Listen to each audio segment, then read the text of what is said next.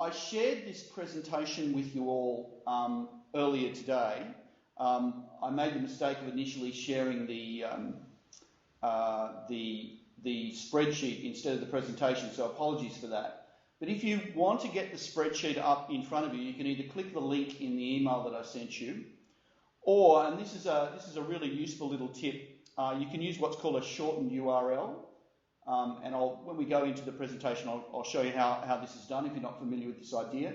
So basically, it's a way of taking one of those long URLs and compressing it into something really quick and simple to type in. So you can type into the address bar of your browser, and that will bring up the presentation that we're working on today. So we've just had a few people join us. Can't quite see who's there because the screen is very small. Who's joined us? Thanks. Hi, it's Mary from Belfield, but I can't get my camera to work. Right, well, we can see you. Oh, good, I can see you. That's fine. Okay, can you see the presentation? I can, yes, thank you. Fantastic. Okay, if you can see the presentation and hear us, you're in shape. You're in good shape. So if you'd like to, what you may want to do is you might want to write down that code, GJDPR8. It is case sensitive. So it's lowercase g and j and uppercase DPR and then the digit 8. So it's just GOO.gl, that's Google for short, /GJDPR8. And I'm going to move off that slide now, so I'll give you a couple of moments just to write that down, if you need to write it down. And if you need me to go back to that, just let me know. All right, so we're going to spend, I guess, sort of the session in kind of two halves. We're going to talk about some of the basics of working with Google Slides, and then we want to go through some classroom examples of using Google Slides. In between that, or I guess connected with the basics, we're going to talk a little bit about collaboration, because I guess that's one of the main ways that we see Google use the classroom, is via collaboration. So I guess they're the things that I was hoping to cover. So talking a little bit about the idea of consistent formatting, the idea of a master slide that you can then duplicate.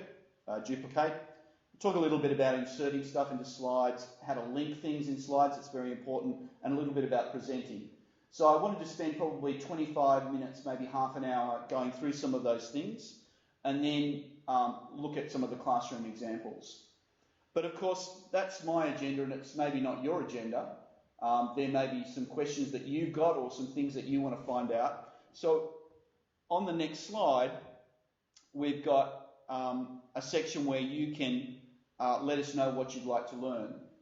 So you can fill that slide out. If you go to that slide in the presentation and edit the slide, so your presentation will look like this. You'll need to, if you're presenting it on your own screen, you'll need to just press escape to get out of the presentation and go to the slide. So I can see that there's a few people on the slide already, which is great. So you can just pop your name in there. So a couple of people already their cursors there, which is fantastic.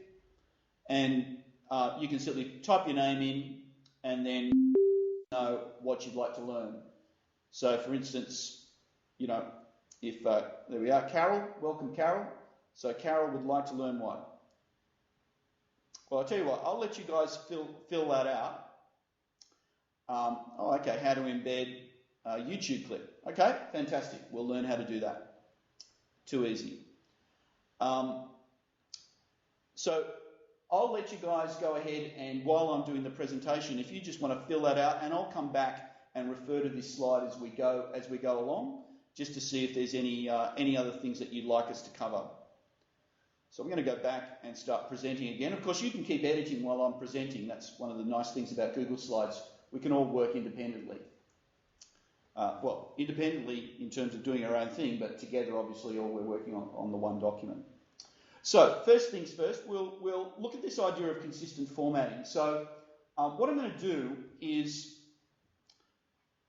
I'm going to focus on building a slide deck. And by building this slide deck, try and illustrate some of these basic ideas. And the slide deck that I'm going to try and replicate is one that's already been built. It's from Maria Lee, who's a primary school teacher out at Christ the King Bassville. And Maria's done some great work with Google Apps over the last sort of 2 to 3 years. And this was a slide deck that she put together around students or students communicating to each other and to her some of the great books that they've read. So what I'm going to do is I'm going to just hop out of the presentation because, and by the way, you can click that link, that Great Reads link. If you click it while you're watching the presentation, you'll see a link. You can click that link. And when you do, it will come up with the presentation that Maria has put together. So here it is here. I'll go ahead and I'll present that. So I'm now presenting not the slide deck that I've shared with you, but for today's session, but instead it's Maria's. So first slide is a little thing about what it's about. Okay, just for kids to share some of the great stories and books that they've read, how it works. So this is the way it works. Basically, every kid takes a slide, every student takes a slide, and they put down some information about the book on that slide. She's got a few things to remember around capitals and punctuation, understanding spelling, etc. And then she also encourages students to read what other students have put up. But one of the things that I like, and a great little quote from Dr. Zeus, one of the other things that I really like about this, though, is that she's got what we call a slide template here. That is, she's got consistent formatting across the slide deck. And you can see as you look at each slide has the same look and feel. It's got a similar formatting right across the slides. So that idea of consistent simplifies things. It makes it easy for students to go through the slide deck, and it's a good way of, I guess, making sure that students know what to do in terms of filling out the slides by keeping things consistent. Another nice thing that she's got, if I go back over here to the beginning, she's got this nice index slide whereby you can point at one of these letters, say B, click on B, and it will automatically take you to all of the books in B. So she's used a little bit of clever linking, which we'll look at today as well, on how that works. But I guess the main thing I love about this slide deck is that consistency of formatting, that she's used a consistent template, and that simplified the whole slide deck for her students. So what we're going to do is, I'm going to hop out of that now. What we're going to do is we're actually going to try and build this, just to illustrate some of the things that she's done there. But before I do that, I might take some questions. So any questions or anything anybody wants to ask before we get started on building the slides? Hello, Greg. Yeah. With some of those pictures and things that you put into these slideshows, the source can be important as to whether they show up or not sometimes. I've seen on Google Guides some teachers do them at home, and then when they get to school, some of the pictures won't show. Sure. So we'll talk about that. That's because the pictures are coming from a linked website, and I'm actually going to show you 2 ways to put pictures in, 2 ways to embed a graphic into a slide deck, both from a linking point of view via the URL of the picture, and by actually copying the whole picture into the slide deck itself. So that's a really good point, Mike, and we'll cover that. Okay, all right. So first things first, you want to know how you're going to create a presentation, and it's pretty simple. It's like anything in Google Drive. There's a simple create button if you're looking at your Google Drive, or you can also go to the file menu, choose new, and choose a new presentation. Once you do that, it asks you to choose a theme, and then you can set the screen size. This is actually a new feature that's just come into Google Slides just recently. So I'm going to do that now, and again, you can either follow me as I'm doing this if you want to, or if you simply want to watch what I'm doing, that's fine as well, because we're recording the session, including the planes flying overhead, unfortunately. but we're recording the session, so you can always go back and re-watch these steps at a later point if you'd just like to sit back and watch and think about it and maybe ask questions as we go through. So the choice is yours. You can either do it or you can sit back and watch. So I'm just going to get out of the presentation again. I'm just hitting the escape key every time you get out of the presentation. And I'm going to go to File, go to New, choose New Presentation. So that makes a new tab in Google Chrome or the browser that you're using. And one of the first things it asks me to do is to select a theme. So you'll see when it pops up in a second, it asks me to select the theme. And there's lots of different themes that you can choose. So I'm going to select a simple dark theme because that's what Maria used. It also asks me to select my screen size. So you can see, just zoom in on that a little bit. So just give me a second there. So you can see I can choose standard 4:3, widescreen 16:9 or 16:10. I'm just going to make this a standard 4:3 rather than widescreen. Again, just to match what Maria has done. And once you've done that, just click OK. Greg, in most instances, would a standard screen be best for projecting in a classroom? Most projectors. Look, it really depends. That's a really good question, Michelle. It depends on the projector you've got. Most modern projectors can cope with widescreen pretty well. So, it's not a big deal making it widescreen. The presentation that I'm using here is widescreen, and you guys are seeing that pretty well. So, yeah, it's no problem generally using widescreen, but if you've got an older projector, then that may be an issue. So it really depends on the kind of projector that you've got. I think for most smart boards, widescreen's not a problem. Okay, so we've got our blank presentation here. I'm going to give it a name. I'm just going to call it Great Reads. So the way I did that, by the way, just in case you didn't see that, is I simply click on where it says Untitled Presentation at the top left. So click on that. Give it a name. I'll just call this Great Reads Demo. And click OK.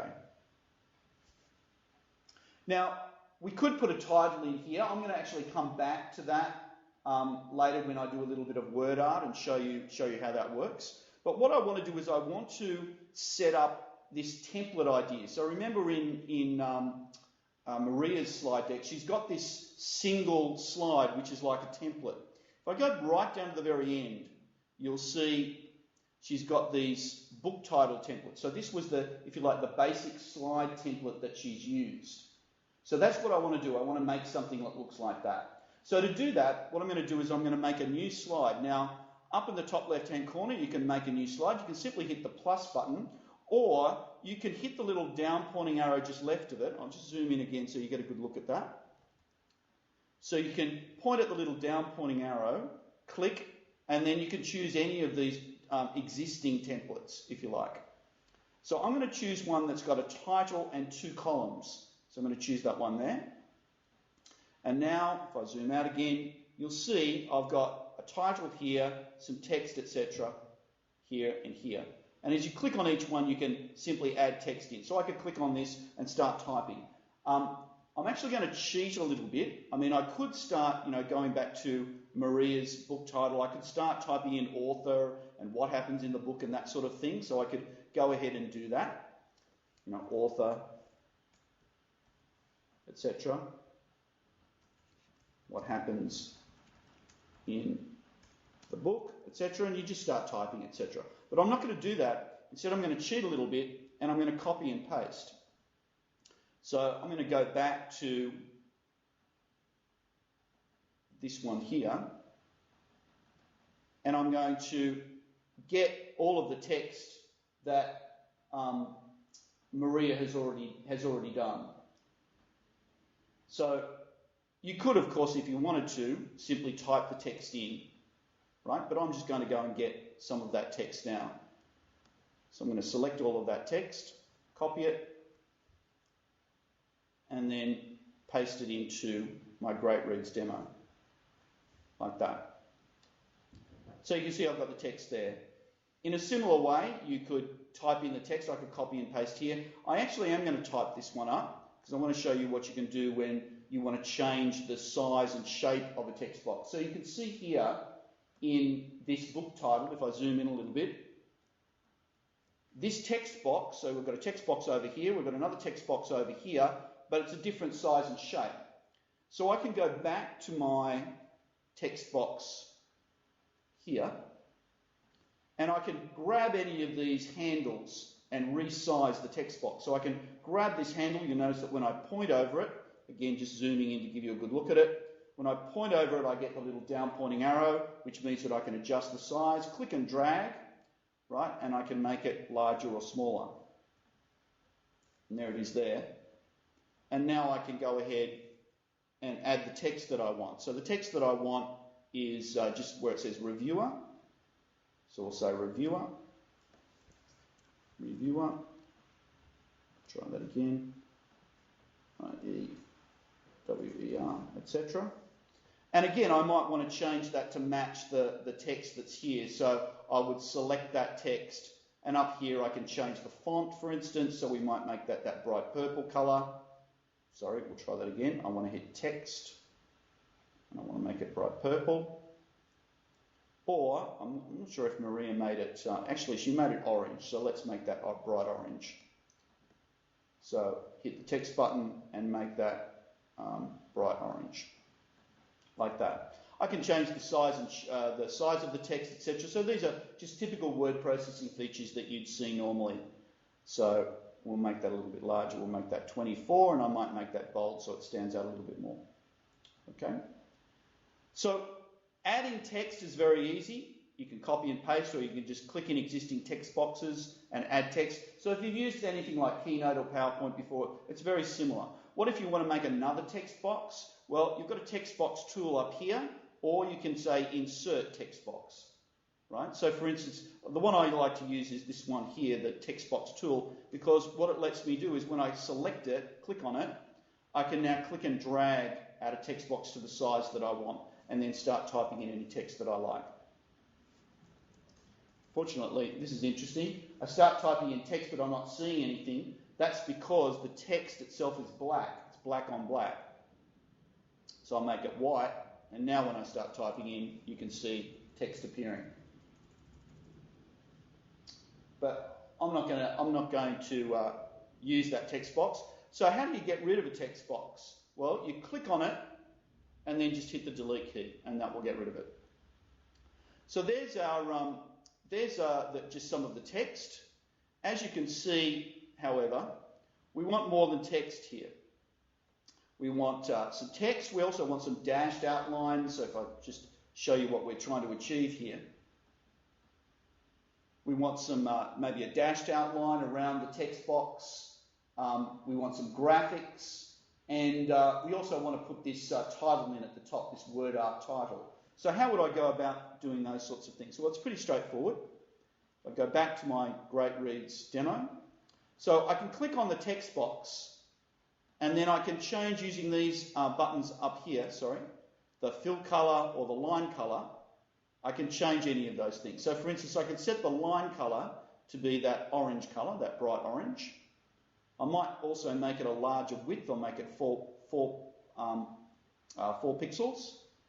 And maybe I'll give it a kind of a dashed effect, like that. So there's, when I click away from it, you can see there's that dashed effect, which is similar, I think, to what Maria's got here. And you can do the same with the other text box. So I think in this case we'll make it purple.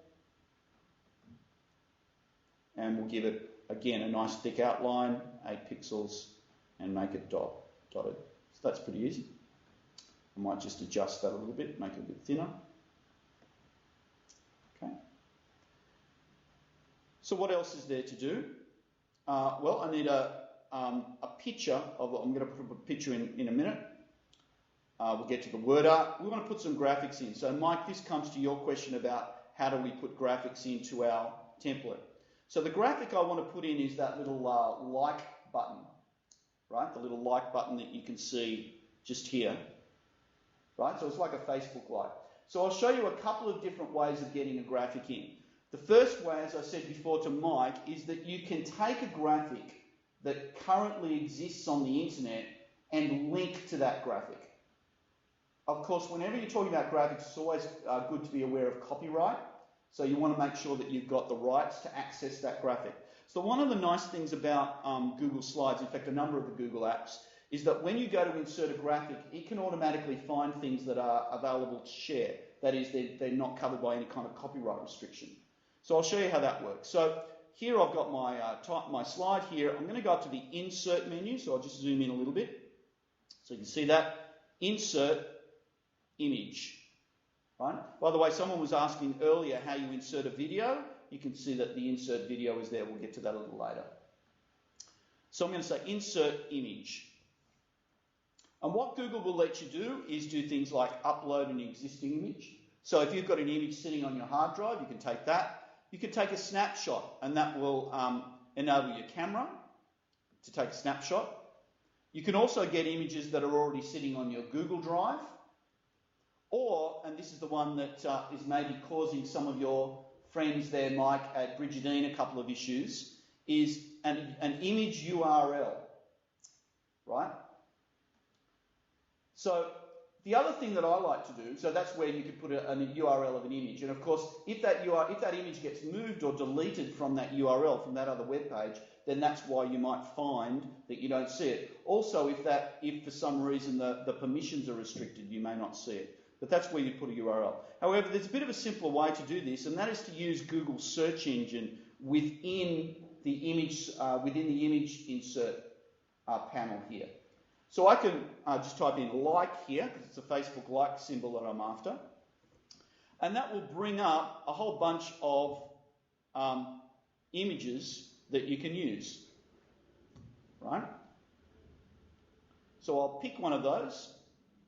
I'll pick that one there. And you can see that under here it's got commons.wikimedia.org. So that's an area where I know I can get, just zoom in on that so you can see that a little bit better. Commons.wikimedia.org, that's an area where I know I can get copyright-free media. So there it is there. Click on it, select it, and that should insert that. Now, I've deliberately chosen an image which is way too big, because I want to show you one of the common things that you need to do, which is to adjust the size of images. So you can see if I scroll down a little bit, and I'll just zoom in on this so that you can see it again, see it better. Down the bottom of the image, we've got the little handlebars, and if you point at the little handlebar, you can hold down the mouse button and drag in like that and make the graphic smaller. So I'm going to do that. You can point at the graphic and drag it, and that will move it. I'm going to continue to make it a bit small. I'm going to make it nice and small and then drag it down to where I want it to be positioned.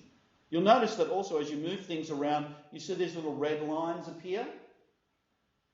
They're little guides that help you line up things. So I can line this up so that it's level with the left-hand side of the text box and the bottom of the text box. And that looks fine. So that's one way to add a graphic, Mike. You can add it via searching for it and then grab the image via its URL. But of course, if that image changes, then that might get lost. So you might find that it disappears. So another way to add an image, and I'm just going to make my window a little bit smaller. Another way to add an image is to have the image already on your hard drive.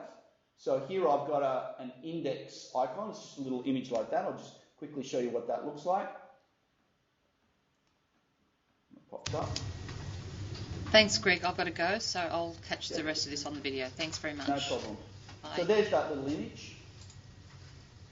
And really quite nice. By the way, this works in Chrome. I'm not sure if it works in other browsers. So hopefully you're using Chrome. That's the browser we prefer people to use. But if you're using Chrome and you've got your slide there, you can simply drag and drop the image directly. So I can point at the image, hold down the mouse button, and drag and drop it directly into my slide. Okay? And as you saw it there, it said creating images. So that image now exists in my slide deck. So I'm not referring to it on another website anywhere. So it's never going to disappear.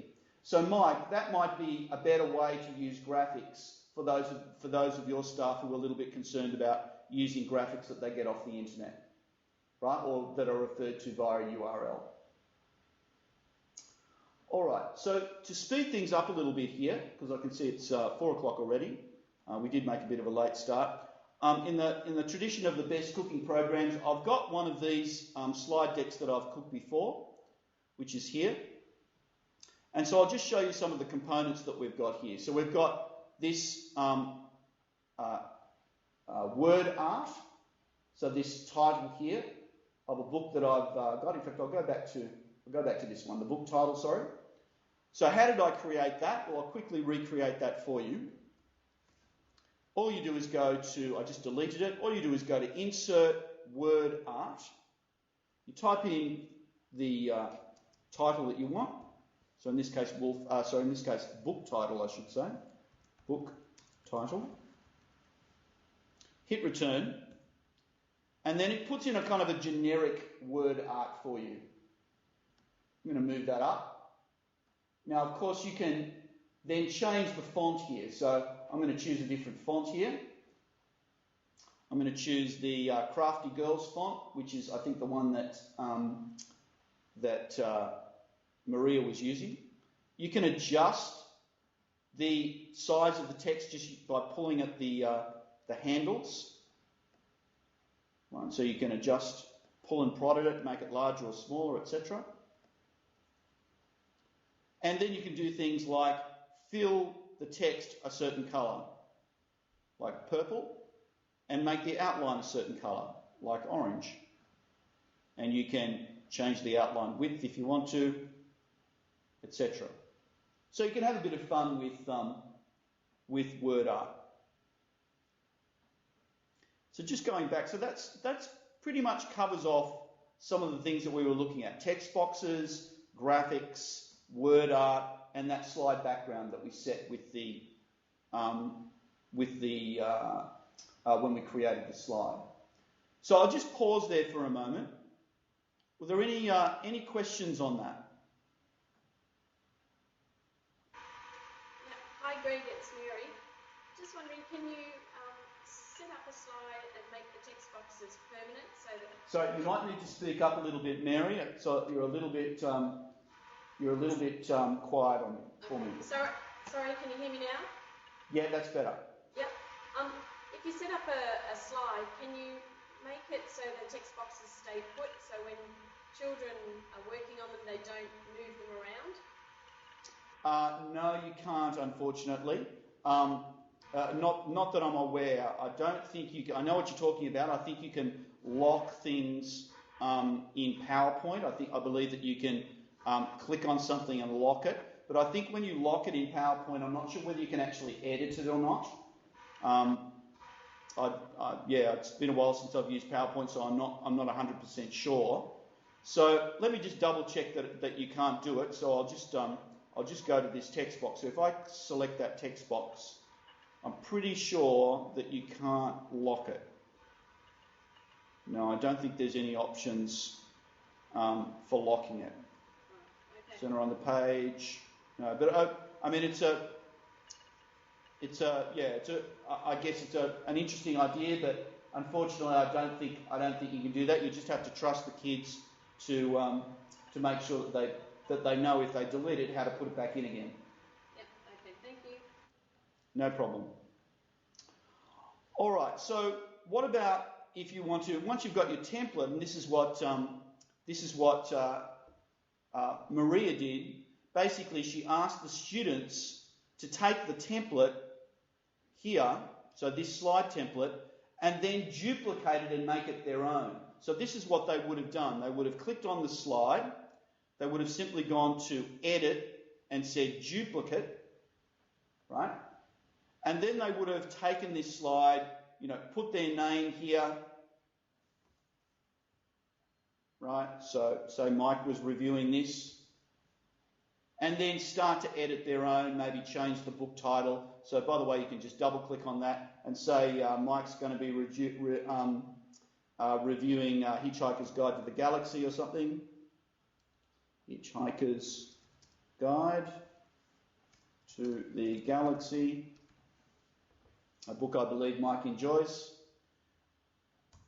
And then you'd maybe need to, you can see how that's really quite large, you'd maybe need to make that a lot smaller and a lot thinner, etc.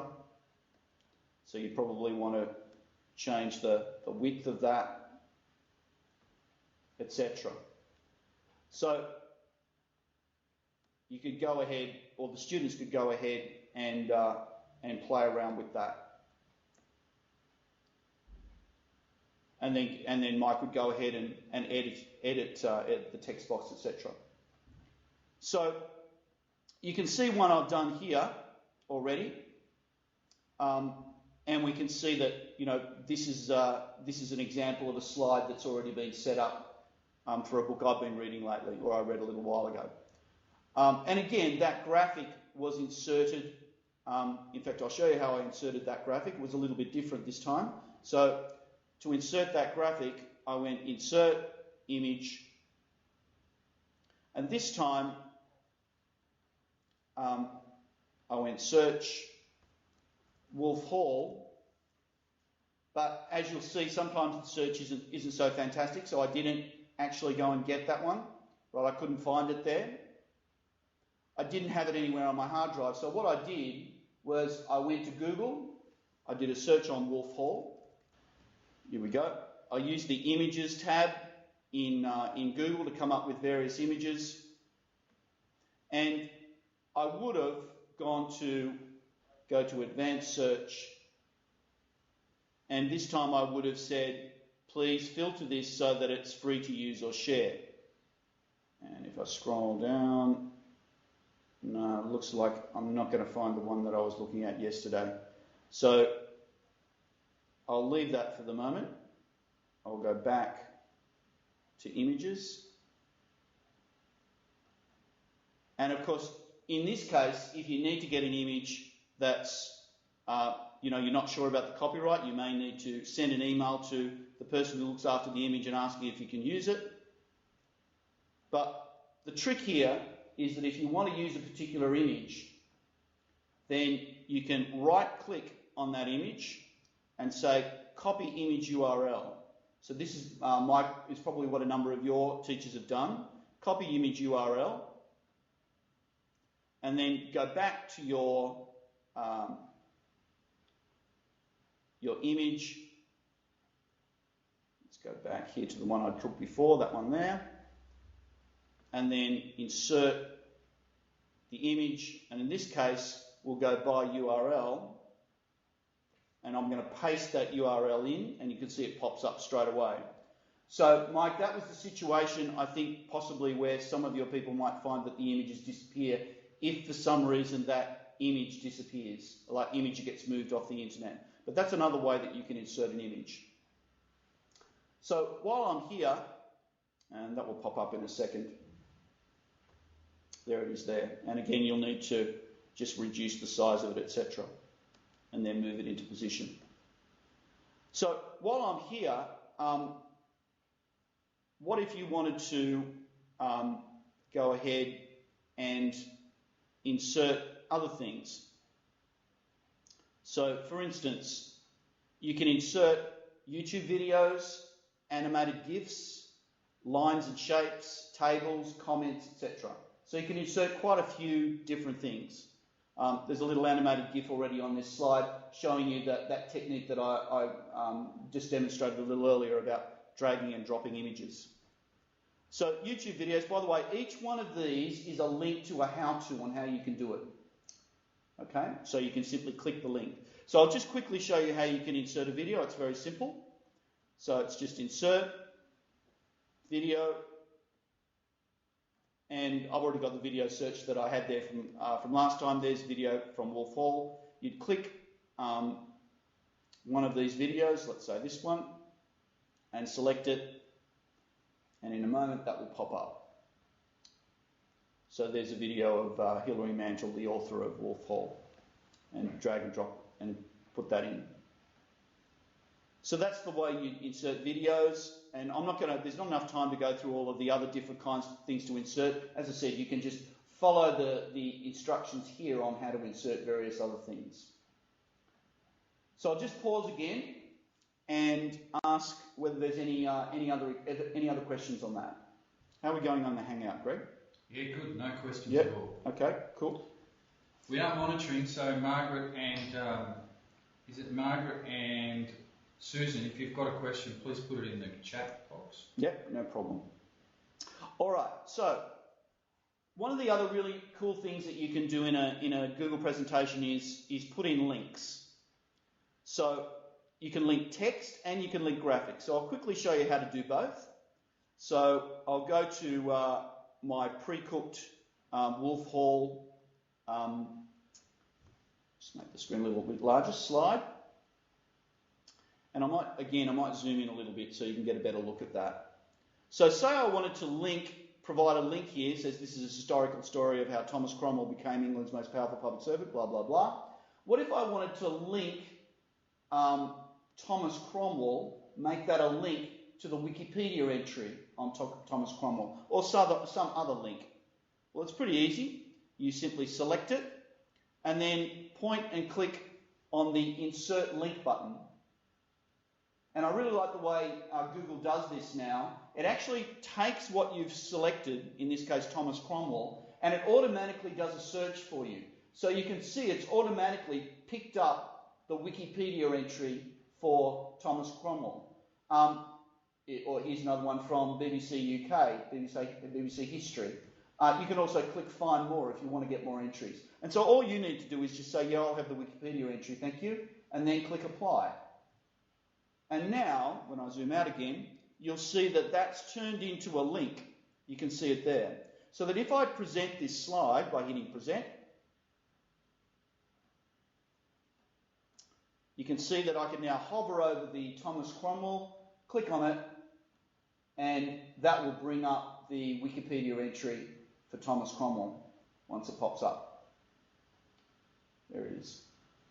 So that's the way you link text. It's pretty easy. What about if you want to link, just exit the presentation there. What if you want to link something else, like a graphic, for instance? So for instance, say I have a graphic here. I'll just get rid of the video and we'll pop back that graphic. So we'll just insert that image again. URL. Select it. So there's that Wolf Hall image. So what if I wanted to link that image, make it a little bit larger, it's a little bit smaller. What if I wanted to link that image to, another entry on the internet, something that was on the internet? Simply click on it. Again, hit the link button, insert link.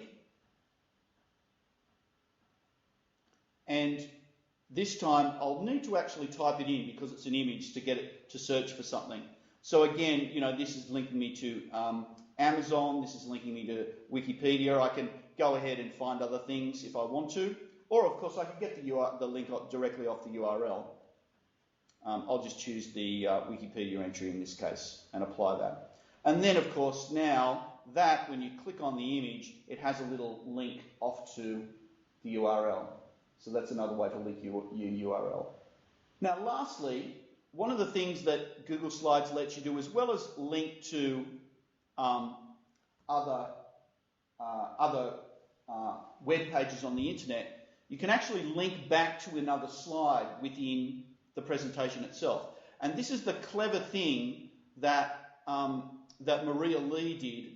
Remember when I showed you right at the beginning, she did that index page where she made a letter. She made each letter using word art, and then she linked each letter to another slide. So you can see they're linking to each slide.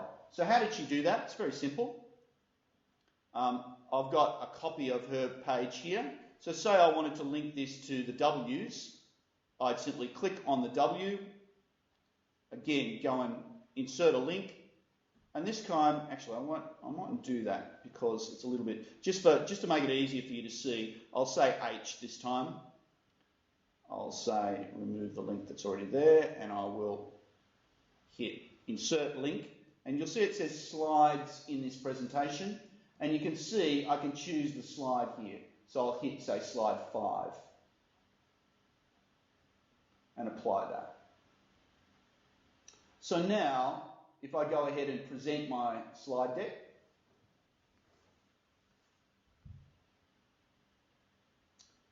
and have a look at the index, if I click on H, that should take me to the Wolf Hall slide. So it's a clever little way of using linking to almost make your presentation a bit like a Google site where people can navigate their way through your slide deck. It breaks it up from being just a linear set of slides into a more, web-like navigation where you can just click on links and jump to any part of the slides that you want, slide deck that you want. All right. So any questions on that? Yes, Greg. I was just creating a link to a URL, and I put one in, and then I checked it when I don't like that. I want to take it out. Yep. And I started fiddling around trying to take it out, and the only way I could seem to get it out was deleting the whole. No. It's pretty straightforward. So let me show you. I'll go back to, you don't need to delete the whole thing. So you can see that there's that H that I created a link to, right? If I click on I'll zoom in so you can see it. So there's that object, right? It's a bit of word art, right? So all of these are different objects. So here's the H. You'll notice that I can change the slide URL or I can remove it, right? So you just remove it and now it doesn't have any kind of link to it anymore. And then of course you can then, because it's selected, you can then hit link and then put in whatever link you want. Okay, whether it's to somewhere else or whether it's one of the slides in the presentation. Mary, does that answer your question? Yes, thank you. Yeah, no problem. All right, just conscious of time. Greg, could I just ask a question on all the links you use in there, maybe internet links? Is there a quick way to verify them all if you haven't used the slideshow for a year, without having to go through every link and check? No. You would need, if you've got 20 different links in your spreadsheet and you want to check that every one of those links is still live, you would need to check each one, unfortunately. But I can't. I guess that maybe you should suggest that as a nice little extra feature in the Google Slides or Google Docs in Google Apps in general, actually. Will they pay me a royalty? No.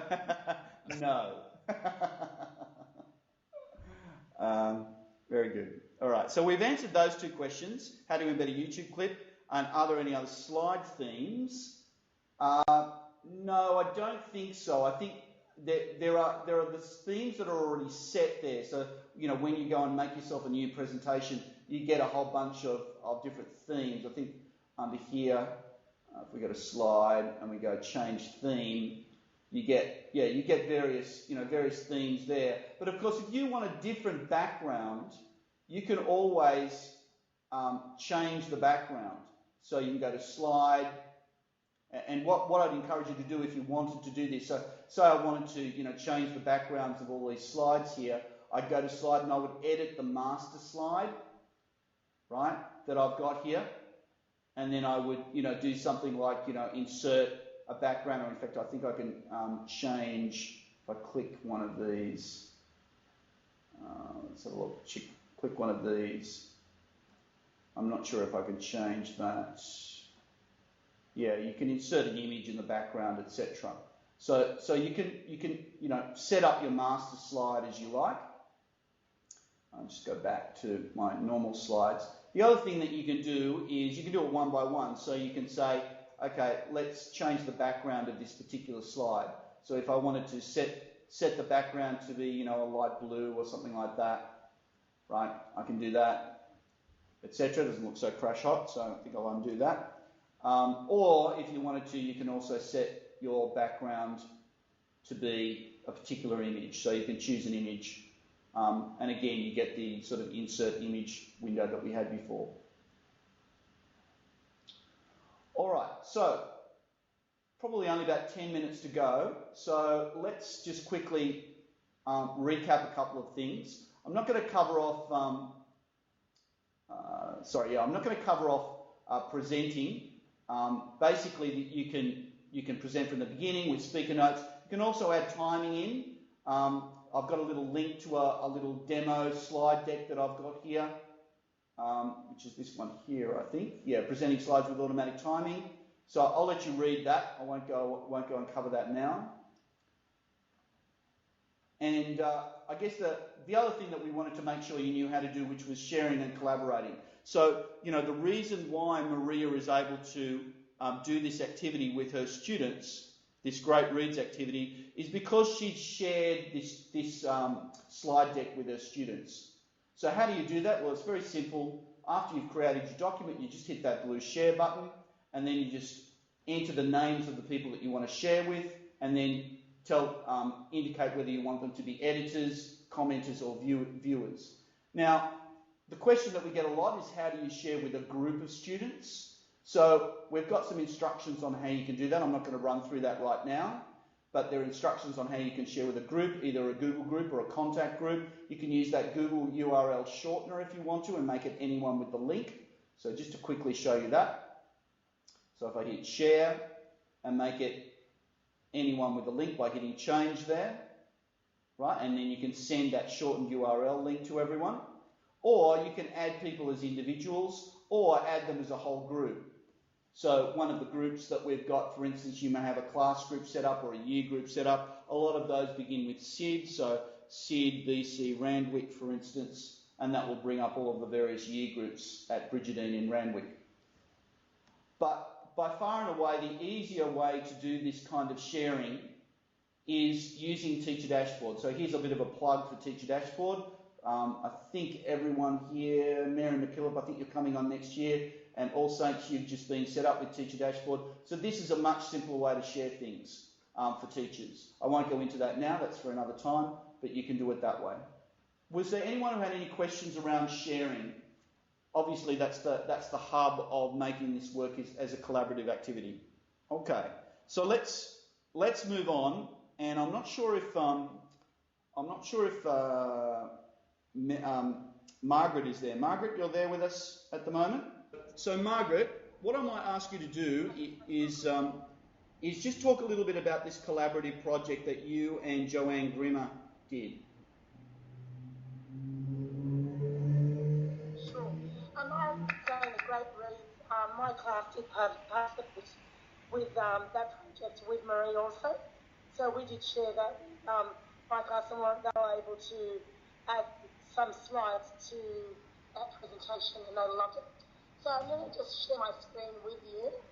You're not going to be able to do that, I don't think, Margaret. Can you talk to the? Okay. Yeah, just talk to the slide that's on there at the moment. Sure. Okay. Well, Joanne and I have been part of an eFund project where we've been working between our different schools, and we've also invited other schools to be part of it.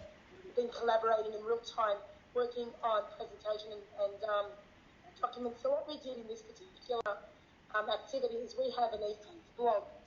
So what we did is we created a presentation, and on slide 1 we uploaded the doctrine that we wanted the kids to focus on.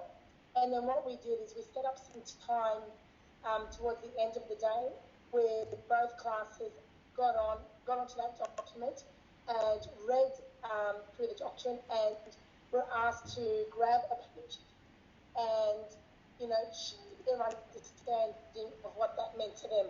So they were encouraged to use images, videos, links, words, whatever they wanted to do, so they could creatively explain what that actually meant to them. Now, if you went to the second page here, we did add this slide, and that comes straight from Maria, actually. Oh, okay, that's that one there. And it was the cup ID. So, no, the one previous. Yeah, that one there. So we just wanted the children just to have something on the presentation which gave them a little bit of guidance for some children who may need it, just so they remembered, the cups, which was the capital letters, understanding, and all the rest of it. Just because we tend to, especially with our blogging, just ensure that the kids know that they're writing for an audience, and they still need to edit their work and ensure that it's best quality. So they were asked about this, show their understanding, and look, it worked wonderfully. It was really exciting. To edit the background and saying, different colours, and it was really funny because, of course, it was editing all the background of all the different slides, and it didn't take long for them to realise that if we use an image as a background, then no one can change it. So that was really cool. Right. But look, they really enjoyed it, and as part of the e-blog, they're able to go on and then reflect on what they're doing as part of, because it would get into the blog. So even though they were working on this collaboratively, it wasn't embedded into the blog. So anyone. Okay, Margaret, thank you very much for Yes. Sorry, I was just going to say thank you very much. I'm just conscious of the time. I really appreciate you sharing that with us, and being willing to share the actual slide deck. And I guess if anyone's got any questions for Margaret, they can contact her online, and Margaret can talk you through the project in more detail. So Margaret, thank you very much for that. Sorry I had to cut you short. Okay, so just conscious that we've got only about 3 or 4 minutes left. So we'll just quickly go back. So I'm not going to go through all of these examples. They're there for you in the slide deck. We've got examples of classroom use in mathematics by Maria Lee. This was a really good example from Michelle Nuske. Some of you may know Michelle. Basically, she used a slide deck for a whole unit of work, and she gave copies of this slide deck to each student, and the slide deck more or less became the portfolio of the student's work. Again, I won't go through it in detail. You can click that link and it will take you there, but that's a great example of how a creative use of Google Slides where the slide deck itself becomes the work sample of the student. And you can include videos and text, links off to other documents, etc. She's also linked in things like quizzes and so on. So a great example, and I think she did that in year either 4 or 5. There's some other collaborative examples here. Again, a lot of them go to that idea of creating a slide deck, sharing it with students. Students take their own slide or set of slides and edit those slides. So it's the same kind of idea. And there are links off to all of those. Thanks to Alma. I'm not sure of Alma if you're still there on the VC, over at Mary McKillop, who provided this one today for us on popular culture and visual arts. I wonder questions around RE. This was a nice little one. If you're not sure, if you're aware of, you wouldn't be aware of it, but Matt Wells ran this in an RE class where he got the kids to write their own version of the Three Little Pigs story, one on every slide. He gave them a limited amount of time to do it, and then he used that because obviously the kids have different perspectives. Some focused on the characters, some focused on the story, some focused on the violence of the wolf, some focused on the characteristics of the houses they built, etc. So looking at different perspectives and then comparing that with things like the versions of the Gospels or historical narratives, and using that as a bit of a springboard to how different stories can have, the same story can have many different perspectives. So I won't go through all of those in detail. You can click the links and have a look at them yourselves. Same sort of principle though. Take a slide deck, share it, and work collaboratively on it. So I don't know if we missed anything from the questions that you asked, but I think that's pretty much it for us today. Just go back and see if there was anything else that anybody asked. Can you insert music from a file you have? Oh, great question, Annette. So you can, but as a YouTube clip. So you can't insert music directly. It's if you see under music, under the insert menu, there's nothing specifically for music. but you can turn your music into a YouTube clip. That's pretty easy. In fact, you can do a direct drag and drop in YouTube to do that, and take a music clip and make it a video music clip if you like, and then you can insert that YouTube clip. So Mike, if you have a link to, you can just say it, Mike, if you like. If you have a link to a Google site you set up, do you have any problems with permissions on that? You know, if there's Not a if Google it's a slide within the same slide deck, no. Because you can't... No, not a slide, a Google site. Oh, a of Google course, site. Yeah. So if you link to another Google site, right, and I've done it here actually, for instance, how to embed a presentation in your Google site. In fact, all of these links up here, the how-to links, like these ones here, they are links to other websites. So if I lose permission, I mean, all of them are public, but if I lose permission for some reason, then those links would break, right? Right. So yes, the permissions on the site are separate to the permissions on the slide deck. Does that answer your question, Mike? Yeah, so you have to set the site up to be shared before you put that link in, otherwise they have problems. Yeah, and Mike, that's consistent across the whole Google suite, right? Google allows users to set up different digital assets with different kinds of permissions and slice and dice that as they like, right? So that idea of individual digital assets having their own set of permissions is consistent right across the Google Apps suite. And frankly, you wouldn't want it any other way, because you want to be able to have that flexibility to be able to set permissions as you like. All right. So folks, that's pretty much it. I'll leave it with you to read the how-tos on how to embed a presentation in your Google site.